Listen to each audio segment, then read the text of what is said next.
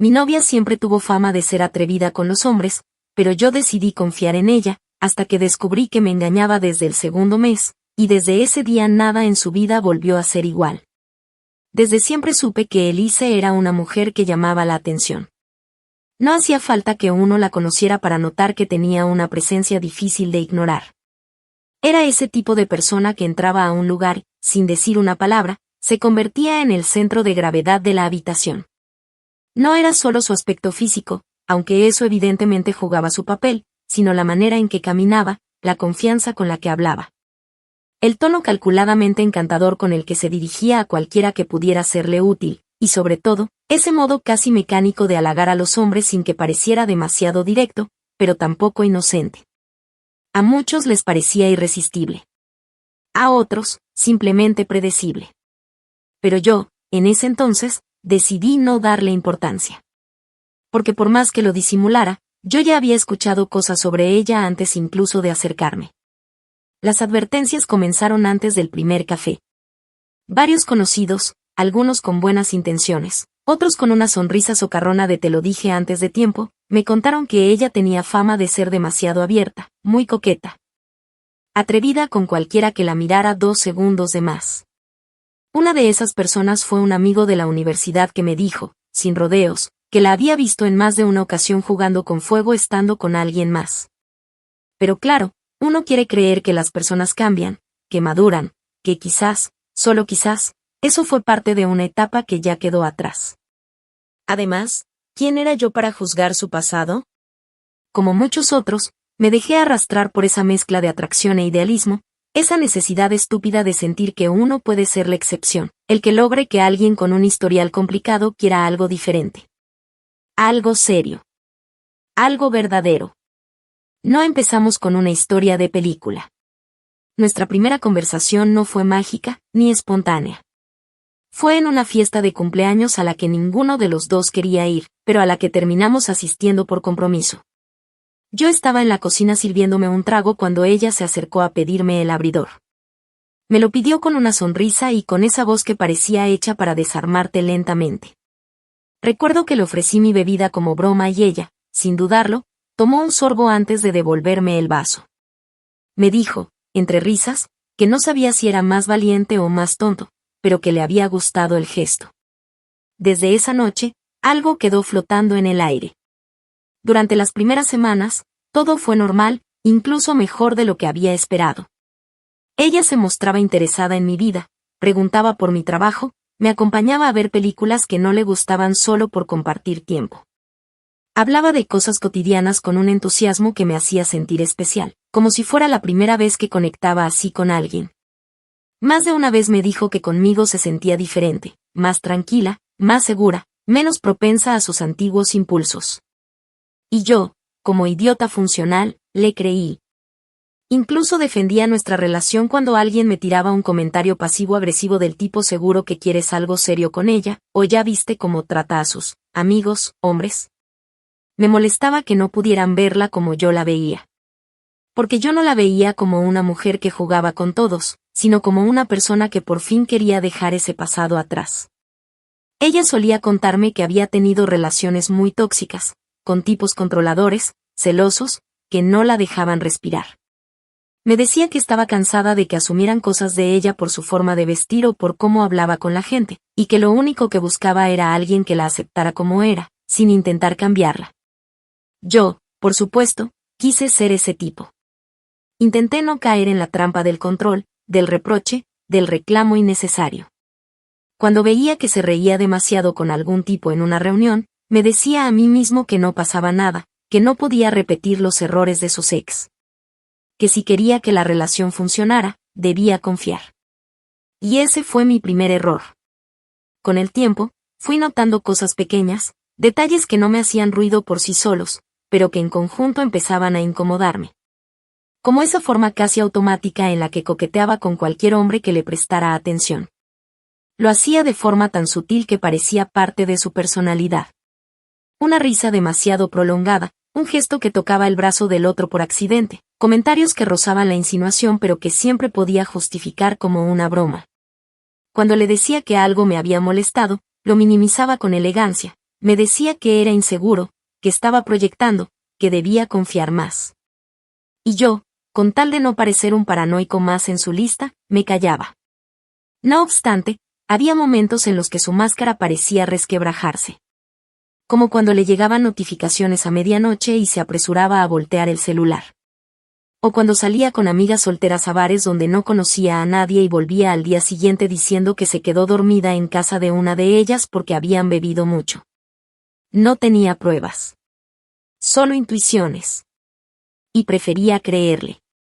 Porque me aferraba a la versión que ella me vendió, la de una mujer que ya había cambiado, que solo necesitaba a alguien que no la tratara como una amenaza constante. Me engañé a mí mismo para seguir creyendo en una historia que nunca existió realmente. En retrospectiva, sé que gran parte de lo que pasó fue mi culpa. No por lo que ella hizo, sino por haberme negado a ver las señales desde el principio. Por haber ignorado a quienes intentaron advertirme. Por haber confundido amor con rescate, y deseo con lealtad. Me aferré a una imagen que ella nunca prometió sostener, pero que yo desesperadamente quise creer que era real. Y esa ceguera voluntaria fue el inicio de todo. De la herida, del desgaste, y eventualmente, de la venganza. Porque cuando uno ama con los ojos cerrados, el golpe duele el doble. Y cuando ese golpe viene acompañado de una traición que se gestó desde los primeros meses, algo se rompe para siempre. No solo la confianza. Se rompe la imagen que uno tenía de sí mismo, la idea de que uno era suficiente, de que el esfuerzo sirvió para algo. Lo que vino después no fue inmediato. Pero fue quirúrgico. Frío. Y devastador. Porque si ella pensó que podía jugar conmigo como lo hizo con otros, le juro que eligió al tipo equivocado. Actualización 1. Pasaron 3 semanas desde el día en que descubrí todo. 3 semanas exactas desde que la conversación con Brian apareció como una maldita herida abierta en la pantalla de su laptop mientras ella estaba en el baño, ajena a que su mundo se acababa de agrietar. Y no lo supe por una corazonada, ni fue una sospecha que confirmé a medias. Leí todo. Los mensajes, las fotos, los videos. No había ambigüedad. No era una amiga con un vínculo especial, no era una confusión emocional. Era sexo. Era traición cruda. Era planificación. Era burla. Lo peor no fue ver sus cuerpos entrelazados, sino leer las palabras que usaba para referirse a mí. Decía cosas como ni cuenta se da el imbécil o cuando se vaya a trabajar me paso por su casa. Decía que yo era predecible, que me tenía comiendo de la mano. Decía que le divertía ver cómo yo trataba de ser el hombre perfecto, mientras ella hacía exactamente lo contrario a mis espaldas. Y Brian, ese idiota, le seguía el juego como si no se diera cuenta de que él también era solo otro peón más en la colección de validación que ella necesitaba para sentirse viva. No reaccioné como alguien que acaba de ser apuñalado. No grité, no tiré nada, no confronté. Cerré la laptop con la misma suavidad con la que uno apaga una vela. Me senté a su lado cuando salió del baño, y terminé de ver la película como si no supiera nada.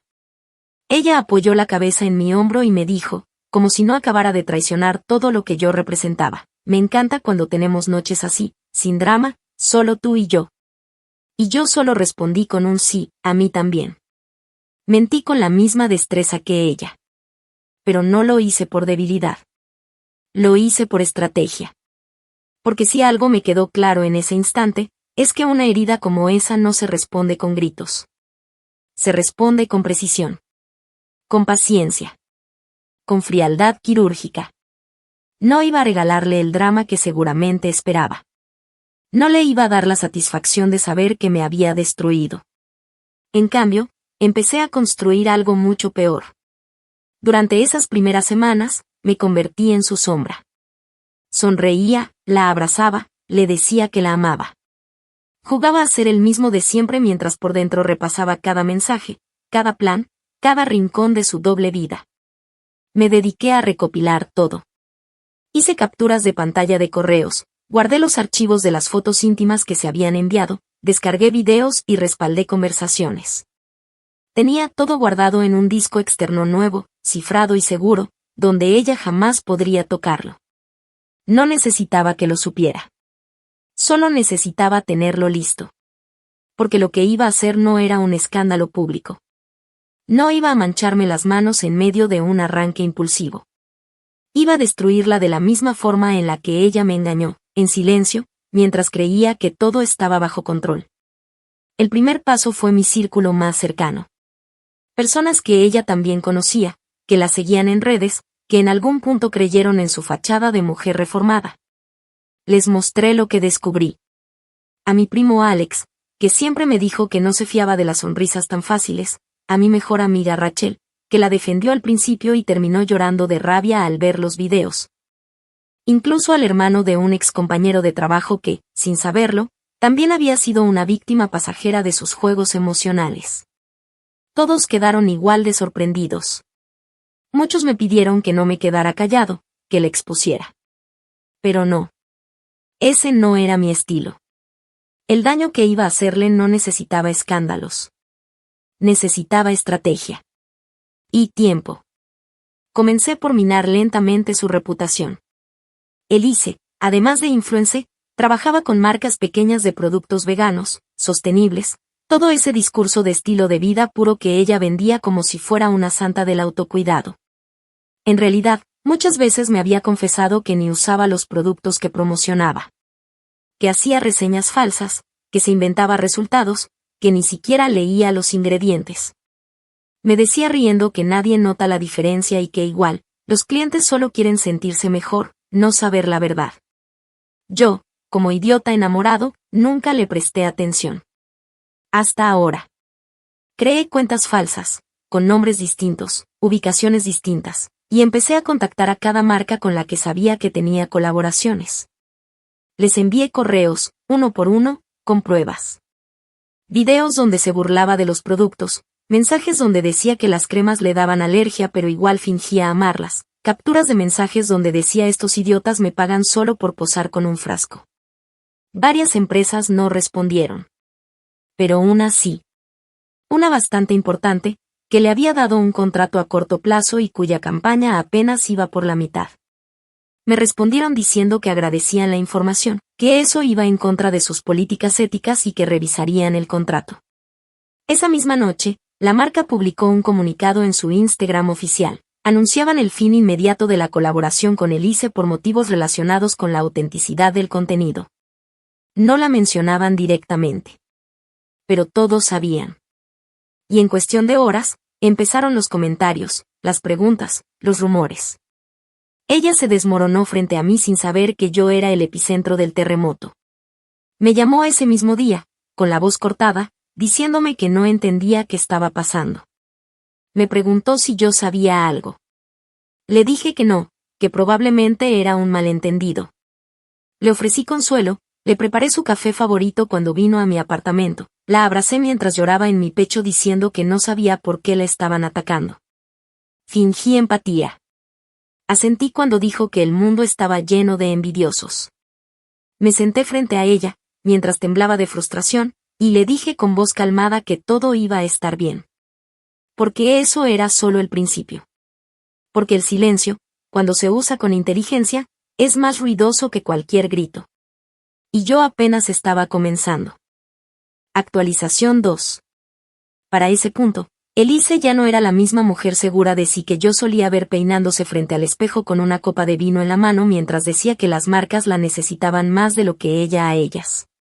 Su mundo comenzaba a agrietarse y lo mejor era que no entendía por qué. Yo me encargué de que así fuera. Después de la caída con la marca de proteína vegana, su nombre quedó manchado, aunque no públicamente. Era un susurro constante entre los pequeños círculos de influencers que vivían de las colaboraciones y de las recomendaciones entre sí. Porque aunque ella no lo supiera, muchas de esas amigas con las que ella compartía eventos, maquillaje y promociones cruzadas, no la soportaban en realidad. Me fue suficiente contactar discretamente a 3 de ellas, con quienes ella había tenido más de una disputa por envidia o comentarios fuera de lugar, para que empezaran a divulgar lo que yo ya les había entregado. Les mostré pantallazos, les reenvié sus audios criticando a otras creadoras por su falta de estética, e incluso les mostré cómo hablaba de ellas como si fueran solo peldaños para subir. Y fue cuestión de horas antes de que algunas dejaran de etiquetarla, Otras le eliminaran de sus seguidos y un par comenzaran a dejarle de hablar directamente. No hizo falta mucho más. Elise vivía del engagement, de las interacciones, de que la invitaran, de ser relevante. Pero cuando esas relaciones empezaron a congelarse, cuando los likes bajaron, cuando los mensajes de me encanta tu estilo se convirtieron en una bandeja vacía, fue como si le quitaran el oxígeno. Yo sabía que lo sentía. Empezó a compartir frases de superación personal, a usar filtros menos llamativos, a vestirse con ropa más natural, como si reinventar su imagen fuera a limpiarle el nombre. Yo, por supuesto, no interrumpí el proceso.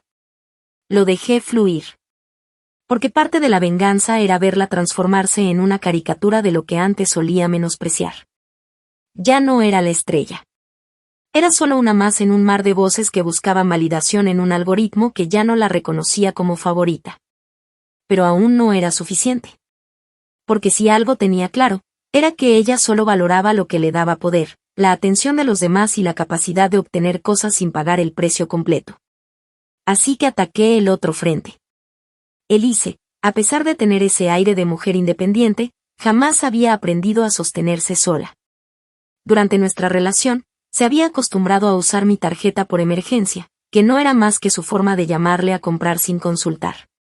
Me decía que luego me hacía un Venmo o que me transfería cuando le llegara un pago. Yo, enamorado como estaba, rara vez se lo cobraba. Al contrario, en más de una ocasión le dije que no se preocupara, que lo importante era que estuviera bien. Pero yo nunca fui tan estúpido como ella pensó. Guardé todo. Cada extracto, cada compra, cada mensaje en el que decía te pago el viernes sin falta. Me tomé la molestia de imprimirlo, clasificarlo y ponerlo en una carpeta. Mientras ella intentaba recuperarse en redes, yo comencé a sembrar su ruina en el mundo real. Sabía que últimamente andaba buscando trabajo formal. Me lo había dicho entre quejas, diciendo que la gente ya no apoya como antes y que la toxicidad en redes la tenía harta. La escuché mientras disimulaba la sonrisa. Porque sabía que lo que venía iba a dolerle más que cualquier comentario de haters. Tenía una conocida en una firma de reclutamiento. Había sido compañera de clase durante la carrera y ahora era parte del equipo de selección de personal para una cadena cosmética importante. Le conté todo. No desde el drama de una ruptura, sino con el tono profesional de alguien que deseaba evitar que una empresa pusiera su reputación en manos de una persona sin ética. Le envié todo el material con los comentarios que Elise había hecho sobre su propio público, sobre los productos que promocionaba sin haber usado. Incluso capturas de sus propias publicaciones donde se contradecía descaradamente. Mi amiga no solo agradeció la información, sino que me dijo que iba a compartirlo con recursos humanos directamente. Una semana después, Elise me escribió furiosa diciendo que había sido rechazada sin explicación alguna, que ni siquiera la habían entrevistado y que sospechaba que alguien la estaba saboteando. Ahí fue cuando entendí que había alcanzado otro nivel. Ya no se preguntaba qué había hecho mal. Ahora empezaba a buscar culpables, a sospechar de su entorno, a vivir con la paranoia constante de que todo lo que le estaba pasando tenía una mano oculta. Y no se equivocaba. Porque esa mano era mía. Una que ya no temblaba, una que escribía correos, manipulaba agendas y hablaba en los círculos correctos con la tranquilidad de quien no tiene apuro. Mientras ella trataba de entender por qué las puertas se le cerraban una a una, yo me sentaba a ver cómo esa mujer que se creía invencible comenzaba a tambalear. Porque nada duele más que no entender por qué el mundo, que antes te aplaudía, ahora te ignora. Y lo mejor de todo era que aún no había llegado el verdadero golpe. Solo estaba quitándole las luces. Pronto, iba a arrancarle el escenario.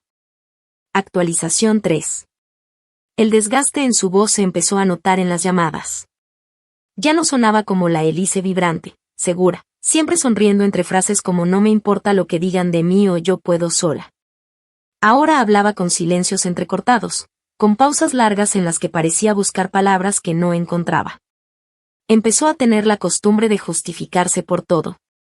Si tardaba en responder un mensaje, me decía que había estado ocupada. Si subía una foto y no tenía tantos likes, me decía que era por el algoritmo. Si yo la notaba menos entusiasta, decía que era el cambio de clima. Que estaba estresada por todo lo que pasaba. Yo escuchaba en silencio. Fingía atención. Le decía que entendía, que era normal tener bajones, que a veces las cosas simplemente se ponían difíciles. Y aunque por dentro me regodeaba con cada palabra de esa caída lenta, por fuera seguía dándole exactamente lo que ella me dio por tanto tiempo, una ilusión. Pero en medio de su colapso disfrazado de reinvención personal, hubo un detalle que terminó de empujarme al siguiente paso. Estaba en mi casa un sábado cualquiera, con algo de música de fondo, cocinando con calma, cuando decidí usar Spotify. No había pagado mi cuenta ese mes y por costumbre entré a su perfil. Sí, aún tenía acceso al mío, aunque ya no hablábamos a diario. Me sorprendió ver que había estado usando mis playlists, mis listas privadas, las que solía escuchar cuando trabajaba o cuando me iba a correr. Ella las había modificado, les había agregado canciones nuevas, algunas que odiaba cuando estábamos juntos. Revisé el historial de dispositivos conectados y ahí estaba, su celular, su laptop, incluso el parlante que una vez le regalé para su cumpleaños. Entonces revisé mi cuenta de HBO. Lo mismo. Ella y, aparentemente, alguien más, probablemente alguna nueva conquista, estaban viendo series que yo jamás empezaría. Eso ya no era una invasión, era una provocación descarada. Me reventó la cabeza. No por la cuenta en sí, no me importaban $20 al mes, sino por el descaro de seguir usando algo mío sin dar las gracias, sin siquiera tener la decencia de desaparecer como mínimo. Después de todo lo que había hecho, después de todo lo que le quité en silencio, todavía se creía con derecho a alimentarse de mis recursos como si nada.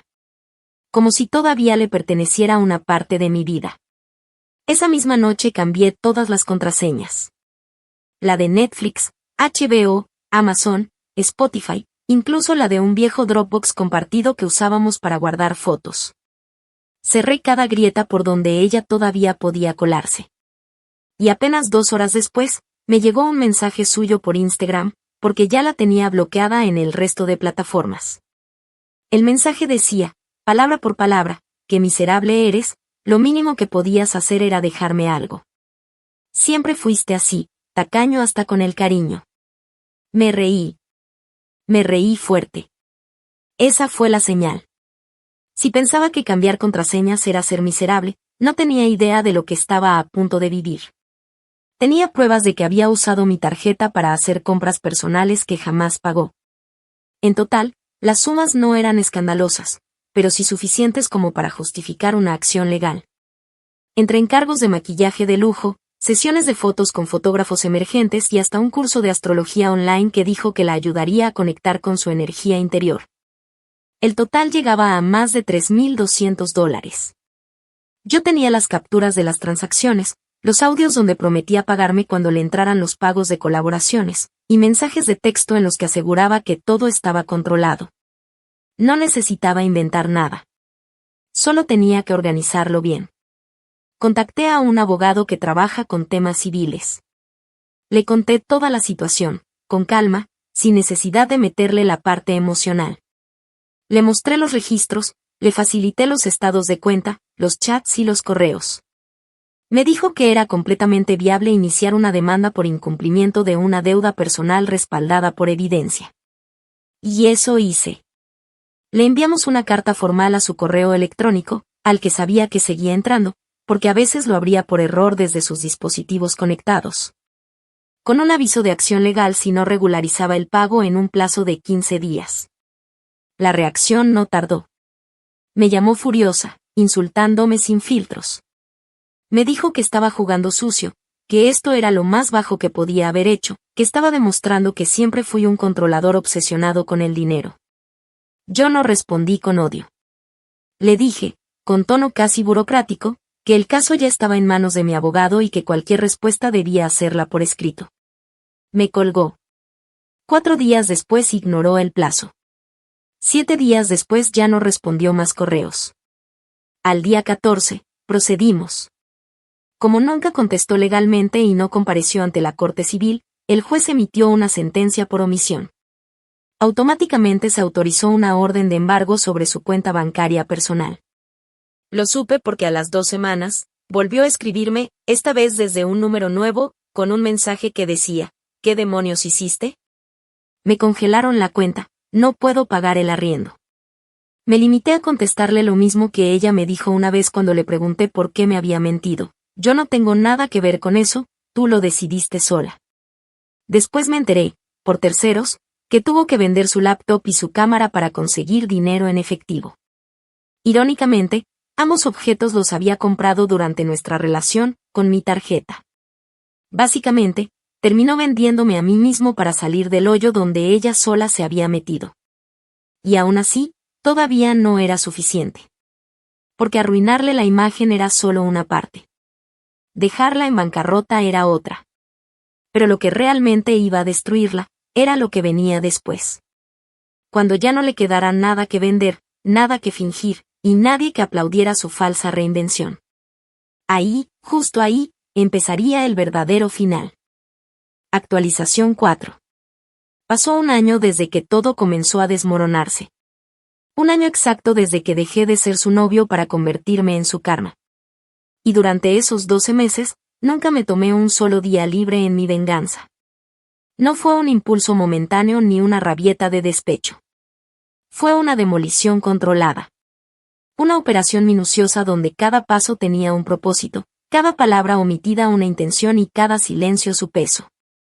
Y lo que más me enorgullece es que, para cuando ella se dio cuenta de que yo estaba detrás, ya era demasiado tarde para salvar algo. Lo último que supe oficialmente de Elise fue que ya no vivía en su antiguo apartamento. Una conocida en común me dijo que había tenido que dejarlo después de que le subieran el arriendo y no pudiera pagarlo a tiempo. Intentó renegociar, intentó prometer depósitos futuros con cheques sin fondo, pero el propietario, que ya la tenía fichada por incumplimientos anteriores, no aceptó nada más. Le dio 30 días para desalojar. El día que se fue, publicó una foto en su Instagram con una caja de cartón en la mano y una frase de autoayuda de esas que ni ella creía: cerrar ciclos también es parte de crecer. Nadie le comentó. Nadie compartió su publicación.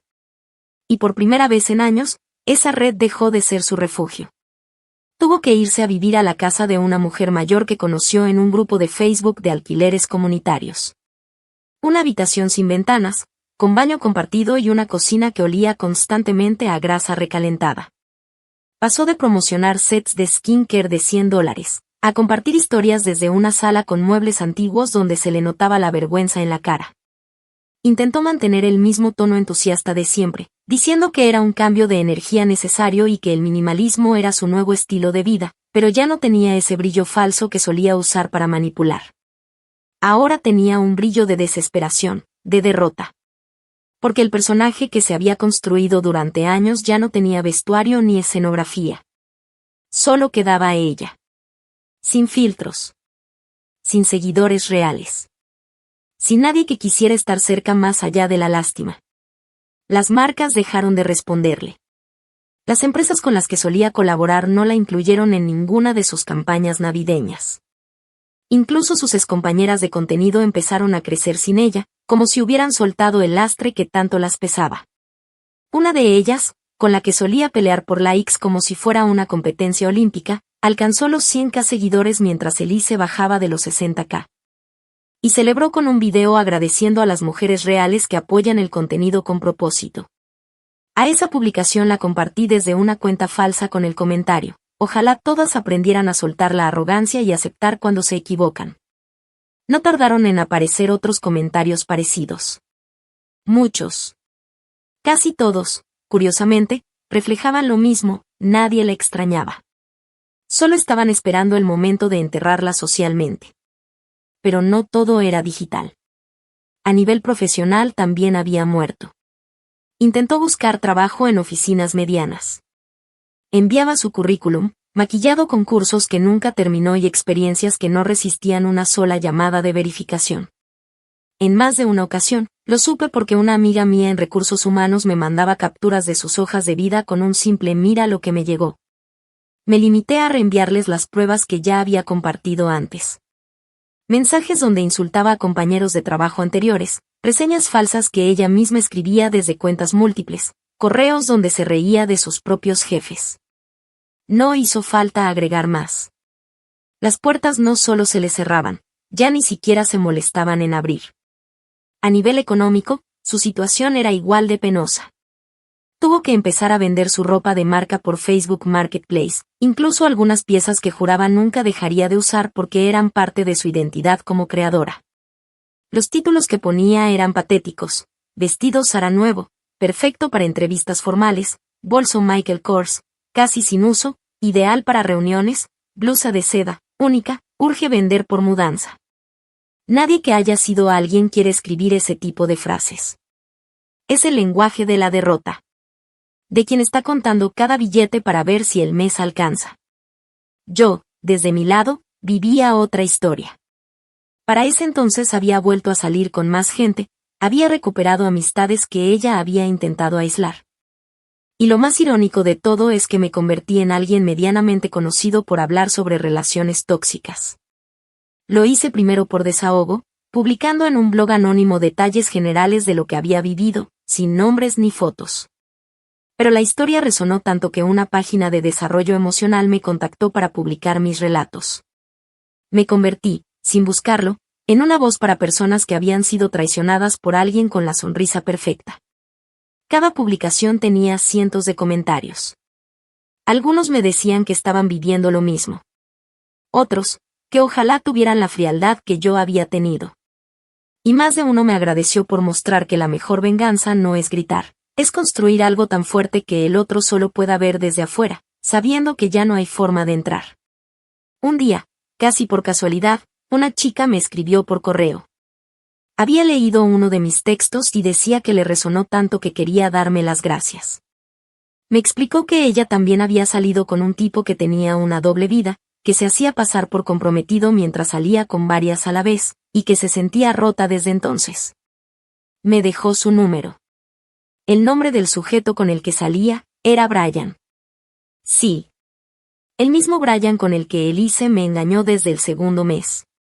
Resulta que él también había seguido su camino de destrucción emocional, y la chica, sin saber nada de mí, había terminado siendo una víctima más de su patrón. Le conté toda mi historia, sin esconder nada. Ella, en shock, me dijo que le había pasado cosas muy parecidas, que él usaba las mismas excusas, las mismas frases, la misma forma de manipular. Terminamos hablando durante horas. No fue una cita, ni un inicio de algo romántico. Fue una conversación entre dos personas que habían visto el lado más sucio del amor. Y de algún modo, fue terapéutico. Elise, en cambio, quedó sola. Sin pareja. Sin redes. Sin amigas. Sin trabajo. Sin dinero.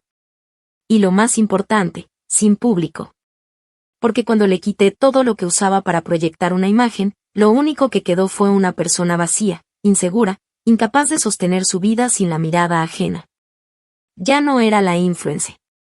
Ya no era la que mandaba indirectas en historias o se burlaba de los que, según ella, no sabían monetizar sus emociones. Ahora era solo una más. Una sombra de lo que fingió ser. Y yo, que había sido su víctima durante tanto tiempo, ahora era el espectador privilegiado de su ruina. Lo mejor de todo es que no necesitó mi mano para destruirse. Solo necesitó un espejo que yo me encargué de mantener bien limpio. Para que cada día viera el reflejo de lo que en realidad era. Y de lo que jamás iba a volver a ser. Actualización final. No esperaba verla. De verdad, no era parte del plan.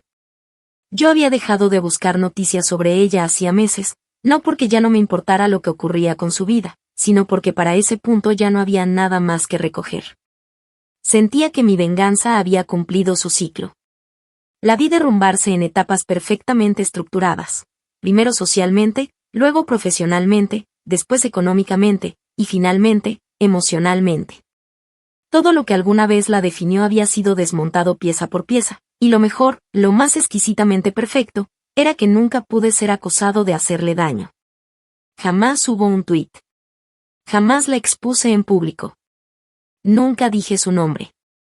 Solo mostré la verdad a quien debía verla, en silencio. Como una cirugía precisa, sin dejar sangre visible. Y cuando terminé, guardé el bisturí y me alejé. Pero entonces apareció. Fue en una feria local de negocios sostenibles y emprendimientos ecológicos, una de esas que organiza la ciudad en primavera para que pequeños vendedores y artesanos puedan ofrecer sus productos. Yo no iba buscando nada. Había ido con unos amigos, por distracción, para caminar, tomar un café, perderme un poco entre puestos de jabones artesanales, cervezas caseras y comida vegana. Iba distraído, con una bolsa de pan de masa madre en una mano y el teléfono en la otra, cuando escuché a una voz que reconocí sin querer reconocerla. Esa voz que alguna vez me susurró que me amaba mientras apretaba sus mentiras contra mi pecho. Me giré y ahí estaba. Con una mesa plegable cubierta por un mantel desteñido, algunos frascos de vidrio con etiquetas impresas en casa y una pizarra que decía aceites esenciales para el alma Handmade by Ali. La reconocí de inmediato, pero me tomó varios segundos procesar que esa mujer, esa figura apagada, con la piel más opaca, la mirada desinflada, y una sonrisa que temblaba más de lo que convencía. Era la misma persona que hace año y medio se pavoneaba por los eventos como si cada lugar le perteneciera. Me miró. No hubo dudas. Me reconoció al instante. Se quedó congelada por unos segundos, el tiempo suficiente como para que yo viera la mezcla de sorpresa, culpa y orgullo roto que pasó por su rostro. Dio un paso hacia mí, casi como si esperara una reacción, una palabra, una confrontación. Pero yo solo la miré en silencio. Fue ella quien habló primero, bajando la voz como si de repente el ruido del entorno se hubiera convertido en un juicio constante. Me dijo, con una sonrisa forzada, sé que fuiste tú. No había odio en su voz. Había cansancio. Resignación. Como si por fin entendiera que todo lo que le ocurrió no había sido un golpe de la vida, sino el eco de sus propias decisiones. Yo no me defendí. No negué nada. No me escudé en tecnicismos ni en medias verdades. Solo la miré a los ojos y le respondí con calma, con una firmeza que no necesitó volumen: tú empezaste. Yo solo terminé el juego. Su cara se contrajo un poco. No en rabia. En dolor. En ese tipo de dolor que se siente cuando uno se da cuenta de que perdió algo que nunca va a volver a recuperar, no porque se lo quitaron, sino porque lo rompió con sus propias manos. Ella no insistió. No suplicó. No pidió perdón. Solo se dio media vuelta, acomodó uno de los frascos en su lugar y siguió atendiendo, como si esa conversación nunca hubiera ocurrido. Y yo seguí caminando, sin mirar atrás, sin sentir la necesidad de hacerlo. Porque en ese momento entendí que ya no había nada más que decir. Ya no era la misma persona. Ni ella. Ni yo. En los días siguientes no hablé de ese encuentro con nadie. No lo compartí con mis amigos, no lo escribí en ningún post, no lo documenté en el blog. Porque ese fue el cierre que necesitaba solo para mí. Era el último clavo en el ataúd de una historia que me hizo trizas, pero que también me reconstruyó con acero. Una historia que empezó con una mentira vestida de amor y terminó con una verdad desnuda, imposible de ignorar. Elise ya no tiene poder sobre nadie. No sobre mí, no sobre su imagen, no sobre su entorno. Lo perdió todo. Y aunque siga vendiendo aceites que prometen sanar el alma, lo cierto es que ni con litros podrá purificar la suya. Porque las cicatrices que dejó no sanan con lavanda ni con menta. Y eso es lo que más le duele, que su caída no fue producto del azar, sino la factura de cada decisión que tomó mientras pensó que el mundo era su escenario y los demás solo sus accesorios. Yo, por mi parte, caminé en paz. No con rencor. No con arrogancia. Solo con la certeza de haberme defendido con inteligencia, de haber cobrado cada deuda con intereses, y de haberle demostrado que el verdadero castigo no era gritarle su traición, sino convertirla en irrelevante. En un nombre que ya no se menciona. En un recuerdo que no pesa. En alguien que quiso jugar con fuego, y terminó ahogándose en su propio humo.